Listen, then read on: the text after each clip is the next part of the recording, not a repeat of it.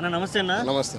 ఏందన్నా పవన్ కళ్యాణ్ రాజకీయాల్లో క్రియాశీలక పాత్రే కాదు, చూడబోతుంటే కేంద్ర రాజకీయాల్లోకి దిగిపోయే అవకాశం కనబడుతుంది. నరేంద్ర మోడీ కూడా కొంచెం వెనకేసి రావటం, ఈ మధ్య ధర్మదీక్ష ఒకటి తీసుకొని దేవాలయాల చుట్టూ తిరగటం, ఇవన్నీ చూస్తుంటే ఎలా అనిపిస్తుంది?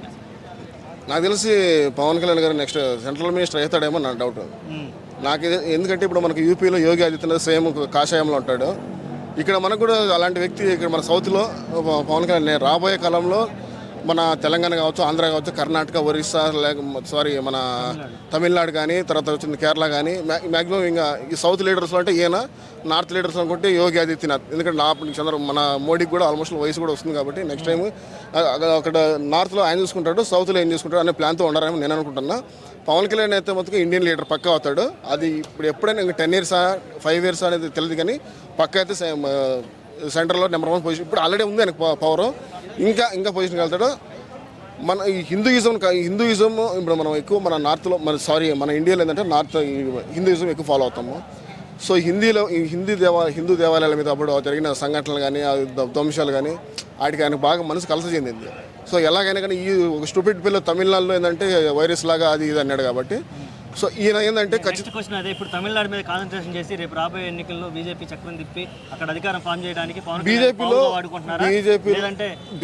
బీజేపీ అన్న తమిళనాడులో గెలవాలంటే కొంచెం టఫ్ ఫైట్. ఎందుకంటే మన విజయ్ కూడా ఒక పార్టీ పెట్టాడు, కమల్ హాసన్ ఒక పార్టీ పెట్టాడు, తర్వాత మళ్ళీ అన్న ఆమ్ ఆద్మీ ఏఐడిఎంకే ఉంటున్నది, డిఎంకే ఉంటున్నది, ఇన్ని కంబైన్ ఉంటుంది. బీజేపీకి అవకాశం ఉండకపోవచ్చు, ఎందుకంటే అక్కడ వాళ్ళకి ఆ ద్రవిడ సిద్ధాంతం అది వాళ్ళు బాగా ఓన్ చేసేసుకున్నారు. అది ద్రవిడ సిద్ధాంతాన్ని ఎవడు ఇంప్లిమెంట్ చేస్తాడో వాళ్ళకే వేస్తారు. బీజేపీ అంటే కంప్లీట్గా హిందూ ఫాలోవర్.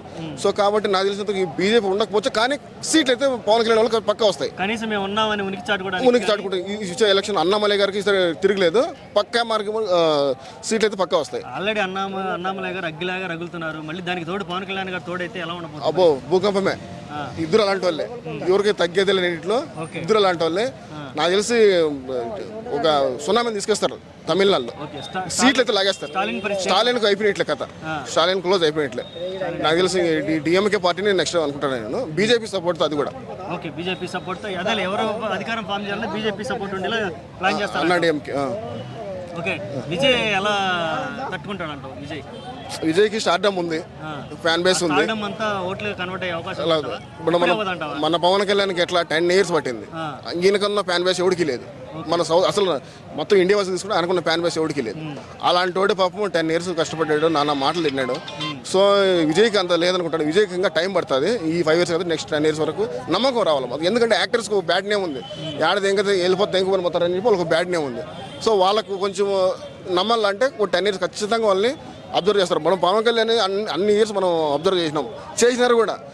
లాస్ట్ భీమవరంలో ఫస్ట్ టైం ఓడిపోయినప్పుడు మేము ఏడ్చుకున్నాం, అసలు ఇంట్లో అంత దారుణంగా ఉంది. సో ఇప్పుడు 10 years చూసి ఇప్పుడు గెలుస్తుంటే ఆ కిక్ వేరే ఉంది. కాబట్టి విజయ్ కూడా కొంచెం టైం తీసుకోవాల్సి వస్తుంది, ఖచ్చితంగా తీసుకుంటారు కూడా ప్రజలు. ఓకే అన్న, థ్యాంక్ యూ.